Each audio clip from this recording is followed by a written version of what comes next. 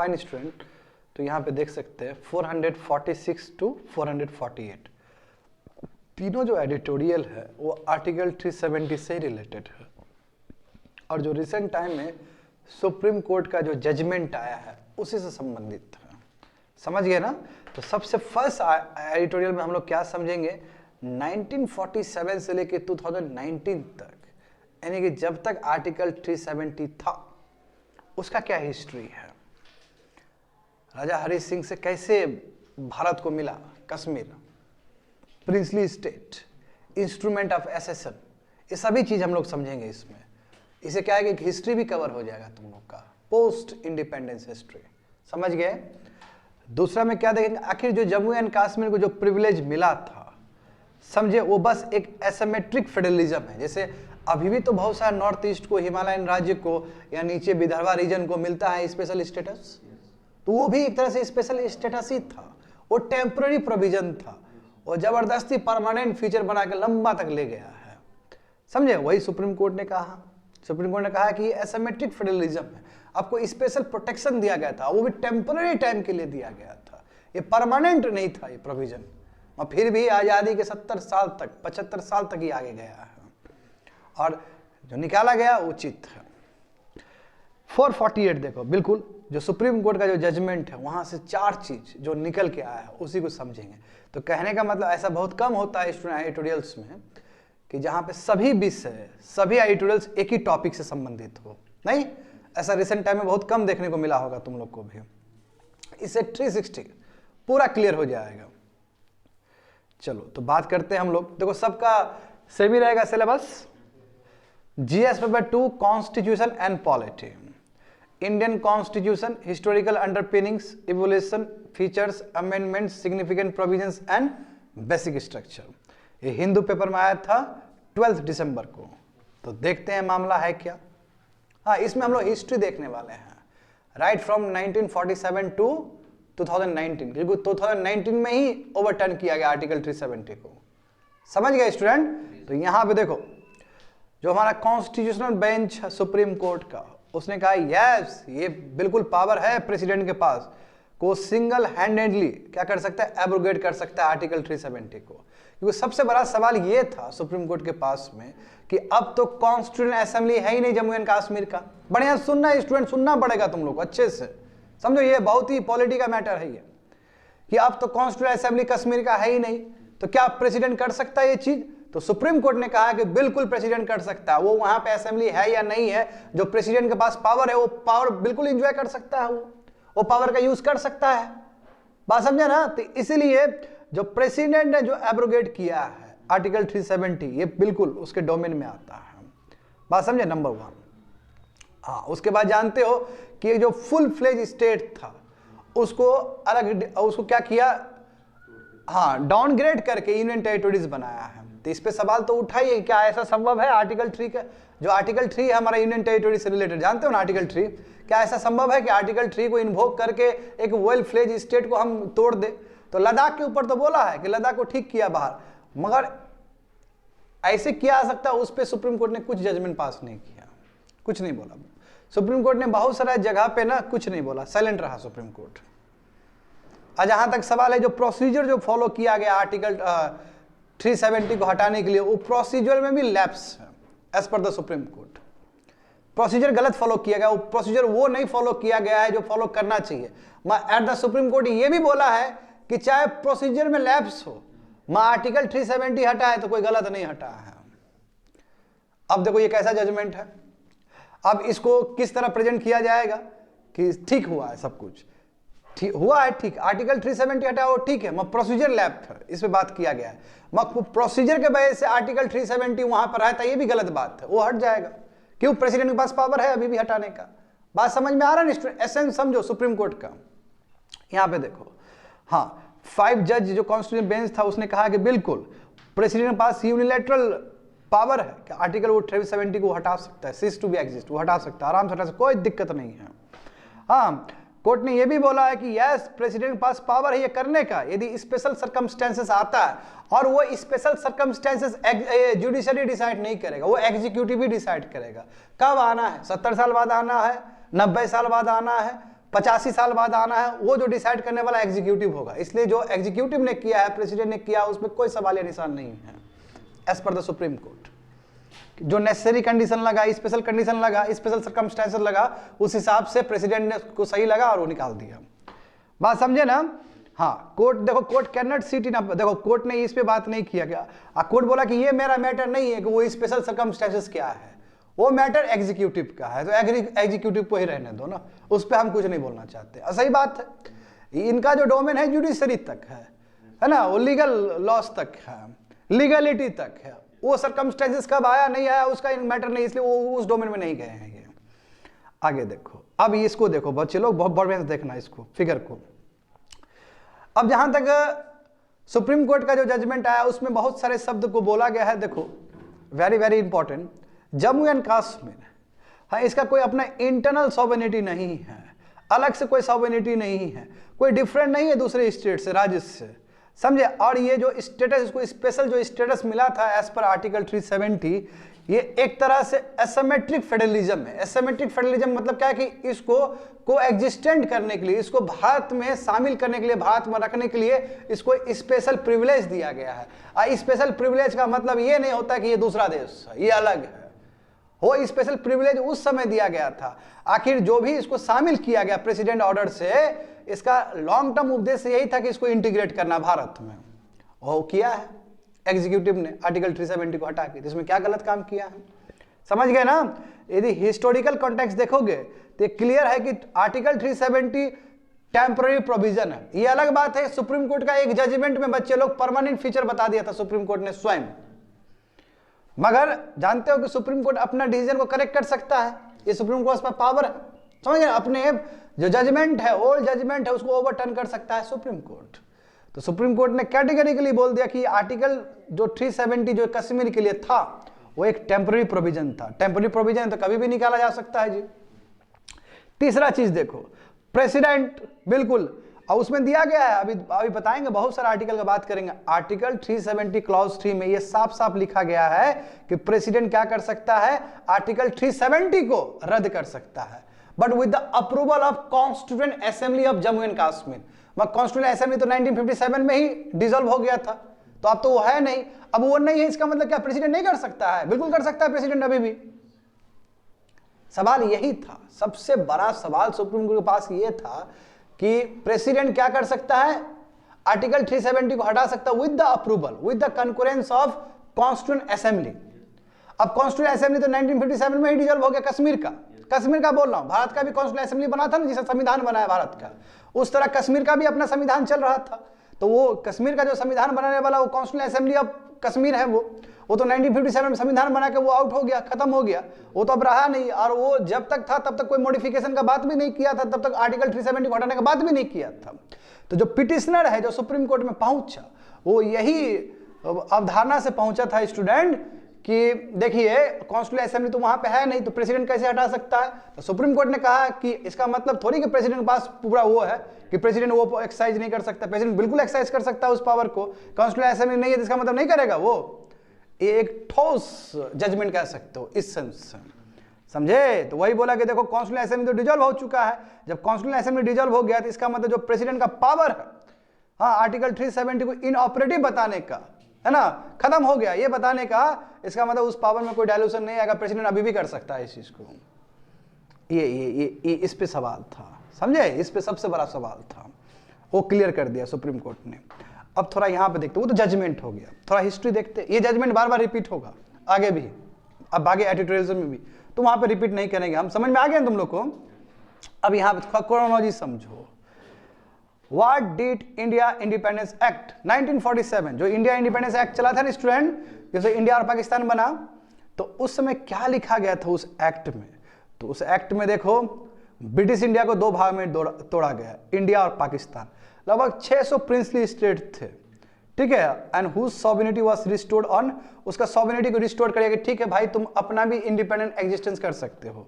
इसको बोला गया कि तुम्हारे पास 3 ऑप्शन है, या तो तुम इंडिपेंडेंट रह लो, अकेले रहो, कोई दिक्कत नहीं है, अपना सॉवरेनिटी को मेंटेन करो, या तो तुम इंडिया को ज्वाइन कर लो, या फिर तुम पाकिस्तान को ज्वाइन कर लो। ये 3 विकल्प था। तो उस समय देखो, हाँ, this joining with the either of country, यदि आप किसी भी कंट्री से ज्वाइन करते हो, चाहे इंडिया से ज्वाइन करते हो या पाकिस्तान से ज्वाइन करते हो, तो उस समय एक प्रक्रिया होता था, उसी प्रक्रिया को क्या बोलते हैं? Instrument of accession. मतलब इंस्ट्रूमेंट मतलब मशीनरी, तरीका, टूल। एसेशन मतलब शामिल होना, तो शामिल होने का एक टूल है ये, समझ गए ना? तो उस समय देखो क्या कश्मीर का क्या डिसीजन था, देखो वहां पे जो उस समय किंग थे जम्मू एंड कश्मीर का, उन्होंने कहा कि हम इंस्ट्रूमेंट ऑफ एसेशन बिल्कुल साइन नहीं करेंगे, ना हम इंडिया के साथ जाना चाहेंगे, ना हम पाकिस्तान के साथ जाना चाहेंगे, हम इंडिपेंडेंट रहना चाहेंगे। बात समझ गए? हुआ क्या देखो, आगे देखो, क्रोनोलॉजी देखो। तो after the withdraw of British जैसे ही छोड़ के गया, तो अभी लॉर्ड माउंटबेटन तो जानते हो, जब तक संविधान लागू नहीं हुआ तब तक तो गवर्नर जनरल बने रहे, ये जानते हो। अब पाकिस्तान में कहानी दूसरा है, पाकिस्तान में जिन्ना आ गए थे। तो जैसे ब्रिटिश गया 1947 के बाद, कुछ ही मंथ के बाद बाबू, है ना, बेरली मंथ्स आफ्टर, कुछ ही मंथ के बाद जो आर्म्ड ट्राइब्समैन है पाकिस्तान से इन्वेड कर दिया यहाँ कश्मीर में, हाँ, पाकिस्तान बॉर्डर से आ गया कश्मीर में, अटैक कर दिया। तो उस समय किंग हरि सिंह को लेटर लिखना पड़ा लॉर्ड माउंटबेटन को, क्योंकि माउंटबेटन तो गवर्नर जनरल थे उस समय भारत के। भारत आजाद होगा उसके बाद भी गवर्नर जनरल का पद बना रहा बच्चा लोग, जब तक संविधान लागू नहीं हुआ इस कंट्री में। 1950 के बाद तुम्हारा डेजिग्नेशन हुआ प्रेसिडेंट का, अभी रहेगा गवर्नर जनरल। बात समझे ना? तो लॉर्ड माउंटबेटन को लिखा गया, खत लिखा गया हरि सिंह के द्वारा।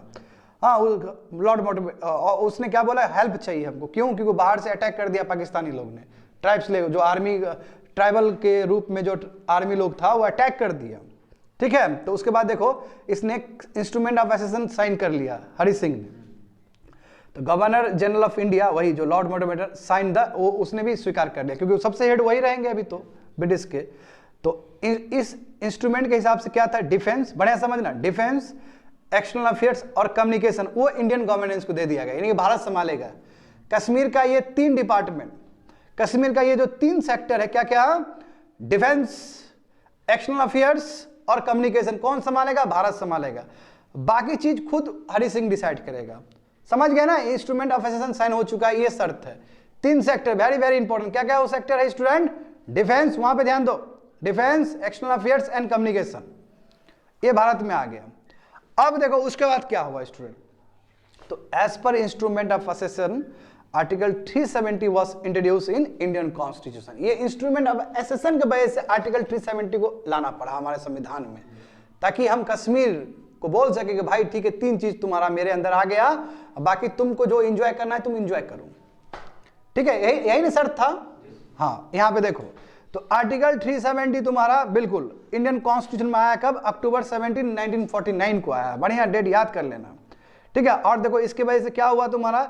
It made Jammu and Kashmir A part of India, India का वो हिस्सा बना। और आर्टिकल 1 में भी दिया गया है ये चीज। आर्टिकल 1 को ठीक से पढ़ोगे बच्चे लोग, है ना, India that is Bharat shall be the union of states, जो आर्टिकल 1 है उसमें ये दिया गया कश्मीर भी होगा उसका हिस्सा। और देखो आर्टिकल 1 और आर्टिकल 370, ठीक है, except article 1 and article 370 Jammu and Kashmir state is exempted from the constitution. यही तो सबसे बड़ा दिक्कत था कि भारत का जो संविधान का जो अनुच्छेद थे, केवल आर्टिकल 1 और आर्टिकल 370 ही लागू होगा कश्मीर के ऊपर, बाकी कोई भी संविधान का प्रोविजन लागू नहीं होगा। तो सबसे बड़ा कंटेंशन यही था कि जब एक देश है, एक संविधान है, तो पूरा लागू कश्मीर पे भी होना चाहिए। मैं उस समय इंस्ट्रूमेंट ऑफ एसेशन में भी यही बात किया गया था, इसलिए हमारे इंडियन कॉन्स्टिट्यूशन में भी ये बात रखा गया केवल आर्टिकल 1 और आर्टिकल 370 ही लागू होगा, किसके? कश्मीर के ऊपर। Very very important. हाँ, कोई भी सेंट्रल लॉ यदि कश्मीर में आपको इम्पोज करना है, कोई भी सेंट्रल लॉ यानी कि पार्लियामेंट से बना हुआ कोई भी लॉ यदि आपको जम्मू एंड कश्मीर में लागू करना है, तो उसके लिए तरीका है। हाँ, जैसे मान लो कि डिफेंस, एक्सटर्नल अफेयर्स, कम्युनिकेशन छोड़ के कोई भी दूसरा सेंट्रल लॉ आपको लागू करना है, तो उसके लिए स्टेट गवर्नमेंट का कंकरेंस होना बहुत जरूरी है। जो भी स्टेट गवर्नमेंट वहां पे होगा उससे राय विचार लेना पड़ेगा। वो भी कंकरेंस का मतलब क्या? कंपलसरी परमिशन लेना, अप्रूवल लेना। कंसल्टेशन क्या होता है? कंसल्टेशन मैंडेटरी नहीं होता है, कंकरेंस मैंडेटरी होता है, वो आपको पूछना ही पड़ेगा, समझे? और स्टेट गवर्नमेंट से तो पूछना ही पड़ेगा, जो एग्जीक्यूटिव होगा वहां का। एट द सेम टाइम जो जम्मू एंड कश्मीर का जो कॉन्स्टिट्यूएंट असेंबली है उससे भी रेटिफिकेशन करवाना पड़ेगा। हाँ, तो 1957 में खत्म हो गया। जब 1957 में खत्म हो गया और 1957 के बाद कोई चीज लागू करना है तो कौन देखेगा? स्टेट गवर्नमेंट देखेगा। और स्टेट गवर्नमेंट देखने का मतलब वहां की स्टेट लेजिस्लेटिव असेंबली देखेगा उस चीज को। बढ़िया समझते जाओ चीजों को।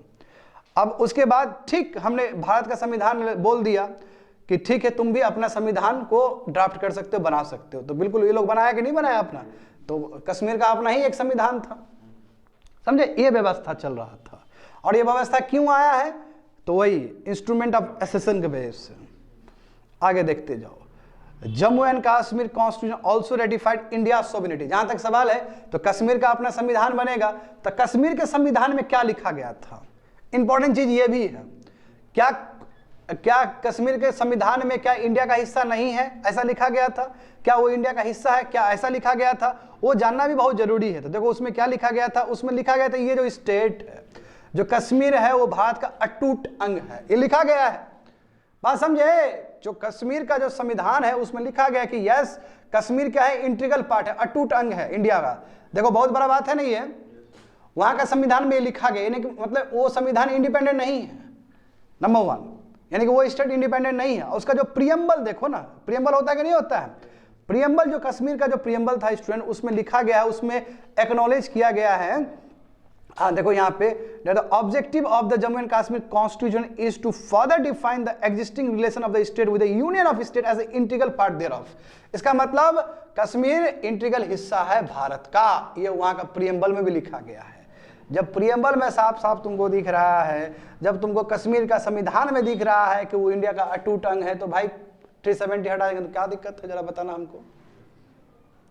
ऐसा तो नहीं लिखा गया है कि अलग राज्य है, अलग कंट्री है, ऐसा तो नहीं लिखा गया वहां का संविधान में, ठीक है, क्योंकि मैटर तो गया है। उसके बाद देखो आर्टिकल 370, अब देखो आर्टिकल 370 7 दशक तक डिबेट चला इस पे कि ये क्या है, ये परमानेंट फीचर है या तुम्हारा ये टेम्पररी फीचर्स है, 7 डिकेड्स तक ये डिबेट चला है। देखो पार्ट 21 समझ गए ना, संविधान का जो पार्ट बताए थे ना बच्चे लोग, शेड्यूल क्या होता है, पार्ट क्या होता है, ठीक है ना, पार्ट जो 21 है वहां पे इसको डाला गया। देखो पार्ट 21 में क्या लिखा गया है, टेम्पररी वर्ड देखो वहां पे, temporary comma transitional and special provision, बात तो खत्म हो गया यहीं पे। जब पार्ट 21 के अंदर उसको लिखा गया और वहां पे क्या स्पष्ट रूप से लिखा गया है, क्या कैटेगराइज किया गया है, टेम्पररी, देखो वर्ड आया टेम्पररी, तो ट्रांजिशनल यानी कि ट्रांजिशन के लिए, कुछ वक्त के लिए, यानी ये स्पेशल प्रोविजन है जैसे कि बहुत सारे राज्यों को मिलता है। तो देखो अब इस हिसाब से Jammu and Kashmir constitution had a right to modify, हाँ जम्मू एंड कश्मीर के पास पूरा अधिकार था कि वो इस तरह शब्द को मॉडिफाई कर सकता था, बट कुछ नहीं किया उसने। अब बट देखो सुप्रीम कोर्ट का देखो वही बोल रहा है कि 1969 का जो जजमेंट है, संबद्ध प्रकाश जजमेंट, इसमें सुप्रीम कोर्ट ने क्या बोला कि आर्टिकल 370 जो है वो कभी भी नहीं हट सकता है, ठीक है, ये परमानेंट प्रोविजन है। तो यानी कि सुप्रीम कोर्ट का जजमेंट में फॉल्ट हो गया उस समय, वह जानते हो इसे कोई दिक्कत नहीं है सुप्रीम कोर्ट को, सुप्रीम कोर्ट अपना बात को पलट सकता है। तो 1969 में जब मामला उठा गया वहां पे, हाँ देखो उस टाइम 1969 के हिसाब से यदि परमानेंट फीचर भी बोल दिया तो कोई गलत नहीं बोला, हमें ये समझना होगा, टाइम ड्यूरेशन समझना होगा। शुरू में हम डाले तो टेम्पोररी के लिए कुछ वक्त तो देना पड़ेगा ना, टाइम लगता है कोई भी राज्य को इंटीग्रेट करने में, और कश्मीर का इशू थोड़ा डिफरेंट था, मगर 70 साल बीत गया और अभी भी तुम उसको टेम्पोररी बोल के परमानेंट रखो तो गलत बात ना है। और जब ऐसा एग्जीक्यूटिव को लगा कि सर्कमस्टेंसेस आ गया तो उसने आर्टिकल 370 को हटा दिया, तो क्या गुनाह किया, समझे, as per the supreme court. तो यहां पे देखो student, very very important article, article 370 clause 1 clause C, article 370 clause 3, ये यही 2 आर्टिकल है बच्चे लोग जो सबसे इंपॉर्टेंट है। देखो आर्टिकल 370 क्लॉज 1 क्लॉज सी में देखो क्या लिखा गया है, इसमें बोला गया कि आर्टिकल 1 और पूरा आर्टिकल 370, ठीक है, जो हमारा भारत का संविधान है, भारत का संविधान का जो आर्टिकल 1 है, आर्टिकल 370 है, ये पूरा जम्मू एंड कश्मीर पर लागू होगा, और बाकी जितने आर्टिकल है भारत का संविधान का वो लागू नहीं होगा, समझे। यदि कोई भी सेंट्रल लॉ आपको लागू करना है, मैं अलग विषय बोल रहा हूं, यदि कोई भी सेंट्रल लॉ लागू करना है, डिफेंस एक्सटर्नल वो छोड़ के, तो उसके लिए आपको स्टेट गवर्नमेंट से परमिशन लेना होगा, कंकरेंस लेना होगा। दूसरा देखो very very important article 370 clause 3, वहां पे ध्यान दो, ये आर्टिकल बहुत इंपॉर्टेंट है। ये आर्टिकल में प्रोविजन भी दिया गया कैसे आर्टिकल 370 हट सकता है।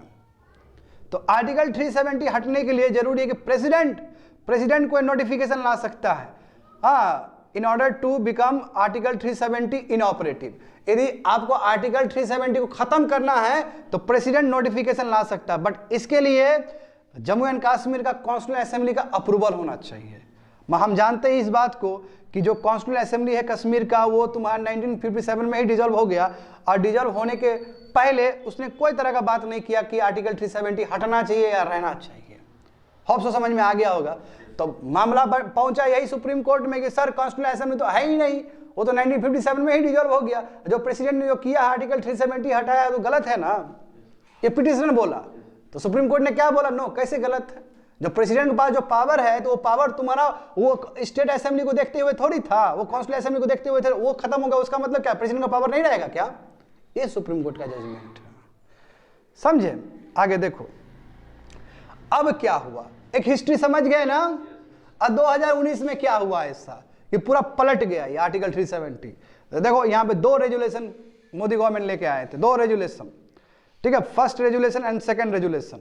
पहला जो रेजुलेशन था वो प्रेसिडेंशियल ऑर्डर था, उस समय रामनाथ कोविंद थे, ठीक है। आखिर प्रेसिडेंट का मतलब एग्जीक्यूटिव, समझ गए ना। तो ये तुम्हारा आर्टिकल वही 370 क्लॉज 1 क्लॉज डी को यूज किया था, वही जो तुम्हारा पूरा प्रोविजन रहेगा इंडियन कॉन्स्टिट्यूशन का, ठीक है। ये तुम्हारा दूसरा प्रोविजन है, presidential order uses article 370 clause 1 clause D to apply all provision of Indian constitution other than article 1। यानी कि कहने का मतलब क्या है कि अब कश्मीर में भी बाकी जितना आर्टिकल्स है, आर्टिकल 1 और आर्टिकल 370 तो लागू है ही, बाकी जितने आर्टिकल्स है, बाकी जितने प्रोविजन है भारत के संविधान में सब लागू होगा कश्मीर में। पहला रेजुलेशन ये था, सब समझ रहे हो बच्चे लोग, पहला रेजुलेशन ये था। दूसरा जो रेजुलेशन क्या था, आर्टिकल 367। देखो अब यहां कंफ्यूज मत हो जाना, बहुत इंपॉर्टेंट बात है, लॉ का बात है। आर्टिकल 367 को अमेंड करना, बोलो ये सर आर्टिकल 367 कहां से ला दिए? फिर देखो आर्टिकल 367 को अमेंड करोगे तभी जाके आर्टिकल 370 पे असर पड़ेगा, ये बात समझो, थोड़ी देर में बताएंगे। तो आर्टिकल 367 को उसमें क्या किया, थोड़ा इंटरप्रिटेशन चेंज किया है। अब क्या किया है देखो इसमें, द प्रेसिडेंशियल जो ऑर्डर है तुम्हारा जो क्लॉज 4D है जो भी है, which state that the words constituent assembly, constituent assembly था ना वहां पे, आर्टिकल 370 क्लॉज 3 में कॉन्स्टिट्यूएंट असेंबली का बात था ना, वही कॉन्स्टिट्यूएंट असेंबली का नामकरण चेंज कर दिया कि अब तो कॉन्स्टिट्यूएंट असेंबली है ही नहीं। जब कॉन्स्टिट्यूएंट असेंबली नहीं है तो वही क्या बन गया, legislative assembly of the state बन गया। और जानते हो कि उस समय कश्मीर में लेजिस्लेटिव असेंबली भी नहीं था, उस समय कश्मीर में प्रेसिडेंट रूल था।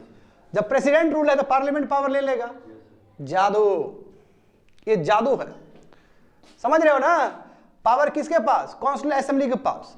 और वो पावर जो कॉन्स्टिट्यूएंट असेंबली का वो पावर डिराइव किया है आर्टिकल 367 को अमेंड करके, आ गया लेजिस्लेटिव असेंबली के पास। और लेजिस्लेटिव असेंबली तो है ही नहीं अभी कश्मीर में 2019 में, क्योंकि 2019 में प्रेसिडेंट रूल था। जब प्रेसिडेंट रूल होता है तो पार्लियामेंट सब सर्वोपरि हो जाता है, तो वहां से पावर पार्लियामेंट ले लिया। अब पार्लियामेंट जो डिसाइड करेगा वही कश्मीर के लिए सही है। तो इसको बोलते हैं एक बहुत बड़ा विजन, बहुत अलग तरीके से। तो पिटिशनर का भी यही कंटेंशन था कि इनडायरेक्टली ये लोग निकाल दिया आर्टिकल 370 को, ठीक है, गलत तरीके से निकाला है। और वो प्रेसिडेंट रूल जानबूझ के लगाया है ताकि ऐसा कर सके, पिटिशनर का कंटेंशन है। और जो अभी है आर्टिकल 370 हट गया, बात समझ गए ना। अब बात समझो, आर्टिकल 367 आया कैसे, समझ में आ गया ना। आर्टिकल 367 में कुछ चेंज करेंगे तभी जाकर बाबू कॉन्स्टिट्यूएंट असेंबली जो है, शब्द भारी भरकम शब्द ना है जी। कॉन्स्टिट्यूएंट असेंबली और लेजिस्लेटिव स्टेट में अंतर होता है। कॉन्स्टिट्यूएंट असेंबली मतलब जो संविधान बनाए उसको बोलते हैं कॉन्स्टिट्यूएंट असेंबली, वो इक्वल टू लेजिस्लेटिव असेंबली, उसको इक्वेट किया है। इक्वेट करने के लिए आर्टिकल 367 में चेंजेस लाया है और कुछ नहीं। ये देखो यहां से तुमको समझ में आ जाएगा, ये वाला इससे समझ में आ जाएगा। देखो यहाँ पे ठीक से देखो अमेंडमेंट किया गया, देखो यहाँ पे अमेंडमेंट किया गया आर्टिकल 367 में। फिगर देखो आगे जाओ, आर्टिकल 367 में अमेंडमेंट किया गया, समझे। इसमें अमेंडमेंट करेगा तो देखो वहां पे फॉर राइट इंटरप्रेट, ताकि आर्टिकल 370 क्लॉज 1 क्लॉज डी को इंटरप्रेट कर सके ठीक से। हाँ तो क्या हुआ कि नया क्लॉज डाल दिया इसमें। हाँ आर्टिकल 367 में एक नया क्लॉज डाल दिया, कौन सा क्लॉज, हाँ क्लॉज डी डाल दिया, वही आर्टिकल 367 क्लॉज 4 क्लॉज डी डाल दिया। ये डाल के बोलना चाह रहा है कि जो कॉन्स्टिट्यूएंट असेंबली था, जो आर्टिकल 370 क्लॉज 3 में लिखा गया था, तो उसको कॉन्स्टिट्यूएंट असेंबली ना समझा जाए, उसको legislative assembly of the state समझा जाए, समझ रहे हो। तो इसलिए आर्टिकल 367 में संशोधन करना पड़ा ताकि आर्टिकल 370 पे असर पड़े इसका। आया बुझने। अब देखो ऊपर देखो, आर्टिकल 370 क्लॉज 3 में क्या है कि कंकरेंस लेना पड़ेगा कॉन्स्टिट्यूएंट असेंबली से आपका। हमारे जानते हैं कॉन्स्टिट्यूएंट असेंबली तो 1957 में ही डिसॉल्व हो गया था, यहाँ पे दिख रहा है ना ये। तो अब देखो उस समय देखो स्टेट तो प्रेसिडेंट रूल के अंदर था, तो पार्लियामेंट पावर ले लेगा, लेजिस्लेटिव पावर। अब पार्लियामेंट डिसाइड करेगा कश्मीर का तकदीर क्या होगा, समझ रहे हो। एक आर्ट है बच्चे लोग, बहुत बड़ा आर्ट है ये, ऐसा करना, ठीक है, ऐसा करना बहुत बड़ा आर्ट है। अब उसके बाद गैजेट नोटिफिकेशन भारत सरकार का, समझे, इशू हुआ 6 अगस्त 2019 को। तो क्या गैजेट नोटिफिकेशन है, देखो गैजेट नोटिफिकेशन समझते हो ना, अब खुद अब दे रहे हैं, अब नोटिफाई कर रहे हैं चीजों की, यानी कि वो पूरा लॉ माना जाएगा एक तरह से। In exercise the power conferred by clause 3 of article 370 read with the clause 1, जो भी किया है, ठीक है, पार्लियामेंट के हिसाब से हुआ है। तो अब आर्टिकल 370 खत्म हो गया, इनऑपरेटिव। तो गैजेट नोटिफिकेशन ऊपर जारी कर दिया कि आर्टिकल 370 खत्म, समझ गए ना, ऑल प्रोविजन। इसलिए अब जितने भी, ऐसे भी फर्स्ट रेजुलेशन आया था, अब जितने भी संविधान का प्रोविजन है, ठीक है, कश्मीर पे भी लागू होगा, कश्मीर पे भी लागू होगा टोटली, ठीक है, विदाउट एनी मॉडिफिकेशन और एक्सेप्शन, बिना कोई मॉडिफिकेशन का। जैसे बिहार में लागू होता है भारत का संविधान, जैसे केरल में लागू होता है, सिमिलर पैटर्न पे कश्मीर में भी लागू होगा। जाओ, समझ गए ना, खत्म हो गया ये। दूसरा देखो, ये भी हिंदू पेपर में आया था 12 दिसंबर को, आए कंटिन्यू करते हैं। देखो, तो what are the consequences of events in the abrogation of article 370। देखो बहुत सारी चीज रिपीट होगा, समझे क्या क्या हुआ था। तो पिटिशनर का बोलना तो यही है कि देखिए ठीक है, निकाल दिया, ठीक है, कॉन्स्टिट्यूएंट असेंबली को लेजिस्लेटिव असेंबली बता दिया, लेजिस्लेटिव असेंबली को भी रद्द कर दिया, प्रेसिडेंट लगा दिया, प्रेसिडेंट रूल लगा दिया। प्रेसिडेंट रूल लगाते वक्त पूरा पार्लियामेंट को पावर मिल जाता है, ये तो इनडायरेक्ट किया है, गलत तरीके से किया है, ठीक है, ये मामला था। तो देखो यहाँ पे अब देखो कैसे क्रोनोलॉजी समझो स्टूडेंट, कैसे कैसे क्या क्या हुआ है। जम्मू एंड कश्मीर का जो लेजिस्लेटिव असेंबली था वो गवर्नर ने डिसॉल्व कर दिया था बच्चे लोग नवंबर 21, 2018 को ही। जो वहाँ का तो तुम्हारा कश्मीर का जो कॉन्स्टिट्यूशन है उसके आधार पर लिखा गया है कि कोई भी तरह का लॉ एंड ऑर्डर वाला प्रॉब्लम होगा तो आप उसको इन्वोक करके आप गवर्नर रूल लगा सकते हो। तो गवर्नर रूल लग गया। गवर्नर रूल का मतलब क्या है कि वो खत्म हो गया। हाँ, उसके बाद प्रेसिडेंट रूल लगा, ठीक है, अंडर आर्टिकल एक महीना के बाद, ठीक, पहले गवर्नर रूल लगा, फिर एक महीना के बाद तुम्हारा क्या लगा, आर्टिकल 356 लगा। आर्टिकल 356 वही प्रेसिडेंट रूल होता है, समझे, प्रेसिडेंट रूल लगा कब, दिसंबर 19, 2018 को। और उसके बाद देखो पार्लियामेंट है approve the proclamation of president on president rule on January 3, 2019। उसके बाद देखो पार्लियामेंट ने भी अप्रूव कर दिया कि जो भी लगा वो सही है, क्योंकि पार्लियामेंट से भी अप्रूवल लेना पड़ता है ना, आपको जानते हो ना, तुमको 6 महीने से पहले तुमको अप्रूवल लेना पड़ता है वहां से, 6 महीना या 3 महीना ऐसा ही कुछ है। आगे देखो, हाँ, अब उसके बाद देखो फिर प्रेसिडेंट रूल तुम्हारा एक्सटेंड कर दिया 6 मंथ के लिए। हाँ, आया जुलाई का टाइम, समझ गए ना, यानी कि जुलाई से कर दिया तुम्हारा, हाँ, फ्रॉम जुलाई 3 से लेकर 2019 तक प्रेसिडेंट रूल को और आगे कर दिया। अब समय आया अगस्त 5, 2019 का। यहाँ से जो हुआ तुम्हारे साथ है, क्या क्या हुआ बता चुके हैं हम, यही ना हुआ जी, कि वही जो कॉन्स्टिट्यूशन तुम्हारा जो है प्रेसिडेंट ने इशू किया तुम्हारा कि कश्मीर पे भी लागू होगा, तुम्हारा नया नया प्रोविजन करके तुम्हारा जो कॉन्स्टिट्यूएंट असेंबली था वो लेजिस्लेटिव असेंबली बना दिया। फिर तुम्हारा पार्लियामेंट, चूंकि प्रेसिडेंट रूल है तो पार्लियामेंट सर्वोपरि है, जो पार्लियामेंट बनाएगा वही चीज़ रहेगा, इसलिए आर्टिकल 370 रद्द, खत्म, समझ गए ना, ये हो गया। तो what is the contention of the petitioner in the supreme court. Supreme court में कंटेंशन क्या था, क्या बात था, क्या याचिका जो करता है पिटिशनर है वो क्या रखा अपने बात को। बोला कि सर देखिए, जिस तरह यूनियन ने अपना मेजोरिटी यूज किया है पार्लियामेंट में, क्योंकि जानते हो मोदी जी का पूरा सरकारी है, बहुमत में है, हाँ, और उसके बाद लगातार जो एग्जीक्यूटिव ऑर्डर पास किया है वो जानबूझ के, समझे ना, ऐसा स्थिति क्रिएट किया ताकि वो आर्टिकल 370 हट सके। और दूसरी बात यह है कि कैसे आर्टिकल 3 का यूज किया गया और एक जो फुल फ्लेज स्टेट है कैसे उसको डिवाइड किया गया दो यूनियन टेरिटरी में। पहली बार भारत के इतिहास में ऐसा हुआ है कि स्टेट को डाउनग्रेड किया गया यूनियन टेरिटरीज में, ऐसा कभी नहीं हुआ था। नॉर्मल फीचर क्या है कि यूनियन टेरिटरी तुम्हारा स्टेट बनता है आगे जाके, नहीं, अब पहली बार हुआ कि ये डाउनग्रेड हुआ, ये नहीं बच रहा है, इसलिए कह रहा है कि ये फेडरलिज्म पे बहुत बड़ा विश्वासघात है और हमारा संविधान पे बहुत बड़ा विश्वासघात है एज पर द पिटिशनर, समझ गए ना। हाँ, वो बोला कि जो आर्टिकल 370 है तो परमानेंट कैरेक्टर है, बात समझे ना, क्योंकि जब कॉन्स्टिट्यूएंट असेंबली 1957 में डिसॉल्व हो ही गया और उसने कुछ बोला ही नहीं था, तब तो वो परमानेंट ही रहना चाहिए। तो फिर सुप्रीम कोर्ट ने अपना बोला है था ना, सुप्रीम कोर्ट ने बोला कि क्या कॉन्स्टिट्यूशनल असेंबली खत्म हो गया, इसका मतलब क्या प्रेसिडेंट पावर एंजॉय नहीं कर सकता है क्या? वो समझ गए ना? हाँ, अब देखो ये भी तो 1969 में संमत केस जो बताया, संमत प्रकाश केस, उसमें भी सुप्रीम कोर्ट ने बोला कि परमानेंट फीचर है। प्रॉब्लम तो ये भी है। और पीटरसन ने ये भी बोला है कि article 360 also content eight article 360 जो है तुम्हारा, जानते हो ना, जहां जटिल प्रक्रिया है संविधान में संशोधन करने का, डिड नॉट अप्लाई, बोला कि ये तो आर्टिकल 370 में अप्लाई नहीं होना चाहिए। मगर कुछ बात नहीं माना गया, जानते हो। तो व्हाट इज द गवर्नमेंट का आर्गुमेंट क्या है? जानते हो कि मोदी जी ने खुद ही एक एडिटोरियल लिखा है जो कि छपा है, हिंदू सब में भी छपा है, स्टूडेंट देखो। गवर्नमेंट ऑफ द डे का क्या है तुम्हारा? बोला कि यस जरूरी था, एब्रोगेशन बहुत जरूरी था, ताकि हम कश्मीर को, जम्मू एंड कश्मीर को बढ़िया से इंटीग्रेट कर सके यूनियन ऑफ इंडिया में, इसलिए बहुत जरूरी था, समझे? हाँ, 4 साल से देखो, 4 साल जब से आर्टिकल 370 हटा है, ये लगभग 4.5 साल से बहुत ही प्रॉस्पर किया है कश्मीर वैली, हाँ, कश्मीर घाटी। तो अब इलेक्शन भी होगा, इलेक्शन हम फुल स्टेटहुड दे देंगे, क्या दिक्कत है हमको? फिर जब जैसे ही नॉर्मलसी आएगा, लॉ एंड ऑर्डर ठीक होगा, हम दे देंगे उसको। और गनाया भी है, देखो, centre headquarter Jammu and Kashmir become Indian territory. हाँ, जम्मू एंड कश्मीर को यदि इंडियन टेरिटरी बनाया तो एक्स्ट्रा ऑर्डिनरी कंडीशन में बनाया, ऐसे थोड़ी कि कुछ भी बना दिए, वो ऐसा कंडीशन था, और कंडीशन डिसाइड करने वाला एग्जीक्यूटिव ही होगा।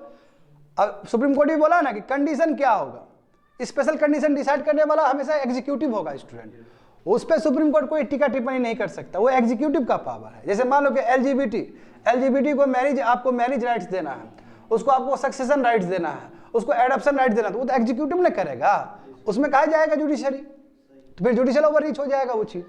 यहाँ पे देखो, भारत सरकार ने क्लेम किया कि देखिए टेररिज्म तुम्हारा 45.2% से घटा है, इन्फ्लेटेशन 90% से घटा है, स्टोन पेल्टिंग का जो जानते हो ना, हर समय कुछ ना कुछ बुरा नहानी वाला जो केस हुआ था, याद है तुम लोग को? बुरा नहानी वाला केस हुआ था, हाँ, पत्थरबाज वाला लोग सब, 97% तुम्हारा घटा है स्टोन पेल्टिंग, और जो कैजुअलिटी जो लोग मरते थे लगभग 65% घटा है। तो बहुत प्रॉस्पर हुआ है वैली, ये भारत सरकार का अपना दलील है, डेटा है। जब से तुम्हारा 2019 में जब से तुम्हारा आर्टिकल 370 हटा है, तब से कश्मीर वैली प्रॉस्पर किया है। हाँ, तो जो important article 370 is only a temporary provision. अब सुप्रीम कोर्ट भी बोल दिया इस चीज को। एक तो देखो पार्ट अभी जस्ट तुम लोग को बताएं फर्स्ट एडिटोरियल में, जो पार्ट 21 जो था उसमें क्या लिखा गया था? टेम्पोररी कॉमा ट्रांजिएंट, हाँ लिखा था, स्पेशल प्रिविलेज, ऐसा कुछ लिखा गया था। तो वही चीज देखो बोला है, कश्मीर जो है डज नॉट हैव, उसका अपना इंटरनल सॉवरेनिटी नहीं है, ये तो तुम्हारा उसके संविधान में भी नहीं लिखा गया, उसके प्रीएम्बल में भी नहीं लिखा गया है, ये बात तो सही है, ठीक है। ये जो आर्टिकल 370 है वो एसिमेट्रिक फेडरलिज्म है, यानी कि स्पेशल प्रिविलेज दिए हैं उसको, और कुछ नहीं, ज्यादा कुछ नहीं है। इसलिए आर्टिकल 370 डायरेक्ट तुम्हारा क्या टेम्पोररी प्रोविजंस है। और हाँ, प्रेसिडेंट के पास पूरा पावर है, आर्टिकल 370 क्लॉज 3 पूरा पावर है कि वो नोटिफिकेशन करके जारी कर सकता है। तुम्हारा कॉन्स्टिट्यूशनल असेंबली डिजॉल्व हो नहीं हो, उसको क्या मतलब है? प्रेसिडेंट के पास पूरा पावर है इनऑपरेटिविटी बताने के लिए, समझ गए ना। आखिर जो प्रेसिडेंट का जो डिसीजन है 2019 में आर्टिकल 370 को हटाने का, वो एक कोलैबोरेटिव एफर्ट है कि 70 साल में हम बहुत ज़्यादा इंटीग्रेट कर दिए थे, कश्मीर को अपना बना लिए थे, अब राइट टाइम था आर्टिकल 370 को खत्म करने का, क्योंकि 10 साल में शुरू में करोगे दिक्कत होगा, तो 70 साल तक तो रहा है, तब जाके उसको हटाए हैं, बात समझे। और इंटीग्रेशन प्रोसेस का यही अधिकार था कि जितने भी राइट्स जो भी भारत के संविधान में जो दिया गया है, जितने भी प्रोविजन जो ऑब्लिगेशन, वो पूरा भारत में लागू होना चाहिए। तो कश्मीर भी क्यों वंचित रहना चाहिए इस चीज से? तो कश्मीर में भी लागू होगा, है ना। एक देश एक संविधान है कि नहीं, बताओ तो, सब पे लागू हुआ। आगे देखो, तो एपेक्स कोर्ट ने कहा कि ठीक है, बोला है सेंटर को, बोला है कि जल्दी रिस्टोर कर दीजिए यूनियन टेरिटरी, जल्दी बना दीजिए इसको, स्टेट बना। इलेक्शन कमीशन को भी निर्देश दिया है, एक काम करो सितंबर 30, 2024 तक जल्दी से इलेक्शन करवाओ ये लोग का। और कब से बोल रहा है सुप्रीम कोर्ट कि जल्दी स्टेटहुड दे दीजिए, समझे, स्टेटहुड मिल जाएगा, सही रहेगा। और दूसरी बात है कि जो बात था कि लद्दाख का, कि लद्दाख जो निकाला गया था, बोला कि ठीक है, ये कोई दिक्कत नहीं है, लद्दाख को जो अलग किया गया वो ठीक है, नो डाउट, इसमें कोई शक नहीं हो सकता है। और जो भी स्पेशल प्रिविलेज है, सेपरेट कॉन्स्टिट्यूशन, वो केवल असिमेट्रिक फेडरलिज्म था, वो सॉवरेनिटी नहीं था, इसलिए हटा दिया गया, तो कोई प्रॉब्लम नहीं है, बात समझे। वही सब चीज वहां पे बोला गया है और कुछ नहीं। बात समझ में आ गया ना, ये खत्म कर दिया। थर्ड देखो, ये भी हिंदू पेपर में ही आया था 12 दिसंबर को, देख रहे हो ना, अलग अलग। तो इसमें देखो सेम रहेगा वो, देखो यहाँ पे देखो, हाँ। अब देखो, यदि आर्टिकल 370 को परमानेंट फीचर दे दिया आता परमानेंट दे दिया जाता तो कम से कम ये जो हमारा जो प्रोसेस ऑफ इंटीग्रेशन था वो अंडरमाइन हो जाता। जो हम चाह रहे थे कि कश्मीर भी भारत का अटूट अंग बने, और at the same time article 370 भी यदि बहाल रहता, आगे रहता, तो ये नहीं हो सकता था। इसलिए जरूरी था कि आर्टिकल 370 को हटा के जो प्रोसेस ऑफ इंटीग्रेशन को और मजबूत करे और भारत का उसको अटूट अंग बना दे। ठीक है, देखो वही लिखा गया। आर्टिकल 370 इसलिए संविधान में डाला गया था ताकि क्या करे, उसको कश्मीर को इंटीग्रेट करे। डिसइंटीग्रेट करने के लिए नहीं डाला गया, उसको इंटीग्रेट करने के लिए डाला गया है। इंपॉर्टेंट चीज ये है ना। हाँ, आर्टिकल 370 हटा तो सेम हो गया उसका, भारत का जितना भी संविधान का जो प्रोविजन है पूरा लागू होगा। देखो सेम चीज रिपीट होगा यहाँ पे। जो पिटिशनर का जो आर्गुमेंट था कि ठीक है, जब डिजॉल्व हो गया 1957 में बिना रिकमेंडेशन का, तो क्या ऐसा हो सकता है? तो सुप्रीम कोर्ट ने बोल दिया कि बिल्कुल हो सकता है, प्रेसिडेंट एंजॉय कर सकता है इस पावर को। सेम चीज है ना स्टूडेंट, देखो सब सेम चीज जो बोले हैं तुम लोग को। आगे देखो प्रोसीजर। हाँ, अब यहाँ पे देखो सुप्रीम कोर्ट ने कुछ बोला। सुप्रीम कोर्ट ने ये बोला है कि जो प्रोसीजर जो फॉलो किया गया, देख रहे हो ना, प्रोसीजर गजब फॉलो किया गया ना। आर्टिकल 367 को मॉडिफाई किया गया, उसमें जो कॉन्स्टिट्यूशनल असेंबली है उसको इंटरप्रेट करके लेजिस्लेटिव असेंबली बताया गया। फिर प्रेसिडेंट रूल लगा है तो पार्लियामेंट पावर ले लिया है। तो बोला ये जो प्रोसीजर जो फॉलो किया उसमें लैप्स तो है, जो बात समझा, उसमें लैप्स तो है। लैप्स होने का मतलब ये नहीं कि आर्टिकल 370 को हटाया नहीं जा सकता है। भले ही प्रोसीजर में फॉल्ट है, बट दैट डजंट मीन कि वो प्रोसीजर में जो फॉल्ट है वो रोक दे आर्टिकल 370 को हटने से। ऐसा नहीं हो सकता। प्रेसिडेंट को पूरा पावर है हटाने का। समझ गए? यही तुम्हारा यहाँ पे लिखा गया है। हाँ, सुप्रीम कोर्ट ने वही देखो, सुप्रीम कोर्ट ने बोला ना इलेक्शन कमीशन ऑफ इंडिया को कि जल्दी आप करवाइए। आगे देखो, supreme court left undecided on one important issue. देखो सुप्रीम कोर्ट चुप रहा, तो कई लोग बोला कि जुडिशियल ये सुप्रीम कोर्ट क्या कर रहा है, तुम्हारा ये जुडिशरी का जो काम करना चाहिए उससे वो हट रहा है। उसको बोलते हैं जब जुडिशरी अपना काम बंद कर दे, जो ड्यूटी करना बंद कर दे, ठीक है ना। तो देखो एक वर्ड है, अभी मैं भूल रहा हूँ, यहाँ पे एक पर्टिकुलर वर्ड होगा। हाँ अभी रुको, मैं बताता हूँ थोड़ी देर में। सबसे बड़ा सवाल ये था, क्या राज्य को हम यूनियन टेरिटोरी बना सकते हैं अंडर आर्टिकल 3? तो इस पर कुछ नहीं बोला सुप्रीम कोर्ट, मौन धारण, साइलेंट। ठीक है, तो इस पर कुछ नहीं बोला, अनएड्रेस किया। देखो नीचे लिखा गया ना, कुछ नहीं बोला इस पर। हाँ, president action during state emergency. हाँ ये देखो, ये बहुत बड़ा बात बोला है। जब प्रेसिडेंट रूल था ना बच्चे लोग, बताए थे ना, गवर्नर के बाद 1 महीना के बाद ही प्रेसिडेंट रूल लग गया। जब प्रेसिडेंट रूल था तो उस समय जो भी सेंटर ने डिसाइड किया उस राज्य के लिए, वो अभी भी जुडिशियल स्क्रूटिनी के लिए खुला हुआ है। यानी कि जब स्टेट इमरजेंसी था, आर्टिकल 356 लगाया, तो उस समय तो बहुत सारा फैसला लिया होगा राज्य के लिए। तो जो भी फैसला लिया गया उस पर जुडिशियल रिव्यू लग सकता है, जुडिशियल स्क्रूटिनी लग सकता है। तो ये भी बहुत स्पष्ट कर दिया सुप्रीम कोर्ट ने कि जो भी निर्णय लिया गया होगा वो बिल्कुल कोर्ट में आके कोर्ट उसको देखेगा ठीक से। ठीक है, ये बड़ी बात है। आगे जाओ, वही चीज है उसमें। हाँ, अब यहां पे देखो, what is the opinion of the proponents. जो प्रोपोनेंट है यानी कि जो खुश है इस जजमेंट से, उन लोगों का क्या मानना है। जैसे खुद हमारे प्रधानमंत्री मोदी जी, तो आर्टिकल 370 का हटना बहुत जरूरी था ताकि इंटीग्रेट हो सके, और कश्मीर डिसइंटीग्रेट के लिए नहीं था, वो इंटीग्रेशन के लिए ही था। और देखो ये खुद, ये देखो मोदी जी ने लिखा है, ये वाला जो लाइन है ना, मोदी जी ने लिखा है, मोदी जी का लिखा हुआ चीज है। जम्मू एंड कश्मीर बहुत बड़ा विक्टिम रहा है कंफ्यूज माइंड का। ठीक है, एज पर मोदी जी। आर्टिकल 370 हो या आर्टिकल 35A हो, ये दोनों बहुत बड़े रुकावट थे कश्मीर और कश्मीर घाटी का डेवलपमेंट के लिए। और अब जो सुप्रीम कोर्ट का जो वर्डिक्ट आया है कि भारत सरकार ने आर्टिकल 370 को हटा के ठीक किया, ये कहीं ना कहीं इस चीज को दर्शाता है, एक भारत श्रेष्ठ भारत, भारत एक है और भारत श्रेष्ठ। समझ गए ना, मोदी जी का एडिटोरियल हो, आर्टिकल हो, उसमें एक भारत श्रेष्ठ भारत का कल्पना ना हो तो ये संभव नहीं हो सकता है। समझे? देखो यहाँ पे जो पीपल का जो ड्रीम्स है, अब हम पास्ट में नहीं रहेंगे। आखिर हम यूनाइटेड नेशन में ले गए थे ना ईसु बाबू, क्या क्या हुआ? अब हम पास्ट का नहीं प्रिजनर रहेंगे, अब हम पॉसिबिलिटी ऑफ फ्यूचर का रहेंगे। यानी फ्यूचर में बहुत पॉसिबिलिटी, हम आशावादी लोग हैं। ठीक है, अब डेवलपमेंट, डेमोक्रेसी, डिग्निटी, ये डिसइल्यूजमेंट को, डिसअपॉइंटमेंट को और डिस्पॉन्डेंसी को रिप्लेस करेगा। इसमें कोई हताश नहीं, कोई निराश नहीं, अब लोकतंत्र होगा। ठीक है, सब लोग खुश होंगे। Every child born in Kashmir and Ladakh, ठीक है, is born with a clean canvas where he or she can paint a future full of vibrant aspiration. बिल्कुल उस नागरिक को भी पूरा अधिकार है जीवन में आगे बढ़ने का, ठीक है। ये तभी संभव हो सकता है जब आर्टिकल 370 हटेगा और पूरी तरीके से वो इंटीग्रेट हो जाएगा। हाँ, क्रिटिक्स देखो बच्चे लोग, क्रिटिक्स क्या बोल रहे हैं, ठीक है, क्रिटिक्स तो रहेंगे ही। वो बोल रहा है कि सुप्रीम कोर्ट का ये जो वर्डिक्ट है ना, has given a ceremonial burial to article 370, ठीक है, ये खत्म कर दिया आर्टिकल 370 को। महाराजा हरि सिंह जानते हो ना, उसने इंस्ट्रूमेंट ऑफ असेसन साइन किया था, ठीक है। अब जिस हिसाब से आर्टिकल 370 नलिफाइड कर दिया बिना कश्मीरी पीपल का वॉइस लिए हुए, ये गलत है, ये गलत हुआ है। कश्मीर का आदमी का वो वॉइस लेना चाहिए था, कोई असेंबली, लेजिस्लेटिव असेंबली, कम चलो कॉन्स्टिट्यूशन असेंबली तो खत्म हो गया, तो इस पे लोग थोड़ा नाराज हैं, ठीक है। और सबसे बड़ी बात है कि ये जो प्रेसिडेंट रूल है 356 का, ठीक है ना, यहाँ देखो कश्मीर पे थोड़ा डिफरेंट हो गया उसका, इसलिए जिस तरह अब कश्मीर घाटी को डिवाइड कर दिया गया तो कहीं ना कहीं इंडियन फेडरलिज्म पे थोड़ा सा इसका नेगेटिव असर पड़ा है, समझ गए ना। और देखो constitution with its significant centralising tilt gives parliament, जो पार्लियामेंट को पावर दिया है संविधान ने कि आप बाउंड्री को रिड्रॉ कर सकते हो, ये वो कर सकते हो।